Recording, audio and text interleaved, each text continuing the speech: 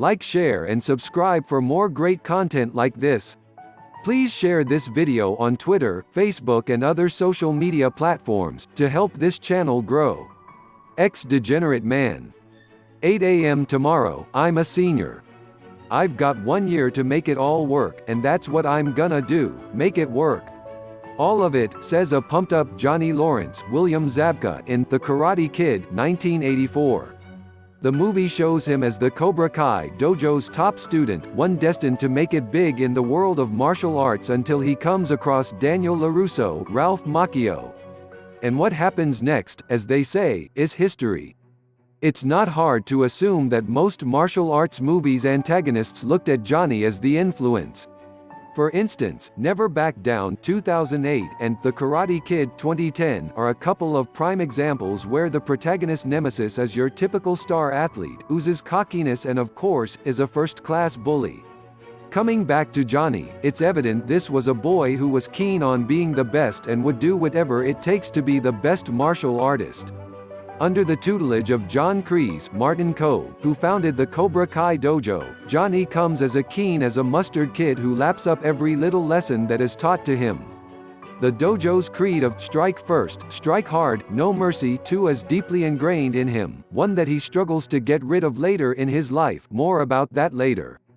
As we see Johnny's downward spiral after his defeat to Larusso in the All Valley Under-18 Championship, one cannot help but feel sorry to him. Kreese's post-tournament assault doesn't help his case either, and he just vanishes soon after. Only, to be shown as a passed-out alcoholic 34 years later. Between The Karate Kid and Cobra Kai, it is established that his life has gone downhill.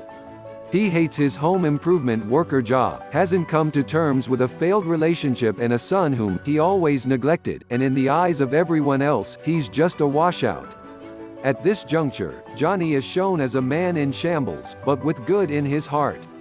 The earliest example is of him rescuing Miguel from a bunch of bullies.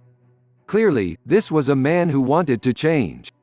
But without a guiding force, it just seemed like Johnny had no other way out of the mess he had put himself in. Larusso, on the other hand, was shown as a man who had sorted out his life with a bunch of car dealerships in the country. Echoing the thought, unlike Johnny, Larusso is successful and has a more settled life. While he does struggle to come into terms without Mr. Miyagi's presence in his life, he's still in a far better state than Johnny, felt Hayden Schlossberg, one of the 3 creators of Cobra Kai, along with Josh Heald and John Hurwitz. For Johnny, it was always about 1 step forward and 2 steps back, said Josh Heald. He also felt that his character in the series was not too dissimilar like Mr. Miyagi, who too went through a fair bit of turmoil and went into a shell. And finally, when Johnny decides to reopen the Cobra Kai dojo with Miguel Zolo Maradena as his student, one can sense that this would be a fresh start for a worn-out Johnny Lawrence. For Johnny, setting up the dojo and having Miguel followed by a bunch of students later on in the series meant that his character now had a sense of purpose. His relationship with Miguel is optimistic and his growth as a teacher is the most important moment in the series, added Heald, when talking about Johnny as the central character in the series. By the end of the series, it's not hard to figure that Johnny was just a man who lived his life being influenced by the people in his life. That one moment that defines Johnny as a good man, was when he advises Miguel to win, but not at the cost of playing dirty, a stark contrast to sweep the leg instruction by Kreese when he battled Larusso in the final. Even after the win, Johnny is still shown to be sorry.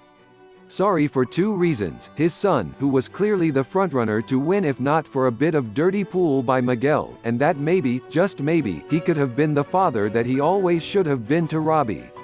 Finally, it is a pleasing sight to see the character come to terms with the person he is and put sincere attempts to make peace with himself. So do you agree that snot-nosed Daniel was the real bully, and Johnny Lawrence was simply a flawed hero? Let us know in the comments. Like, share and subscribe. And don't forget, please share this video on Twitter, Facebook and other social media platforms, to help this channel grow. And catch you in the next one.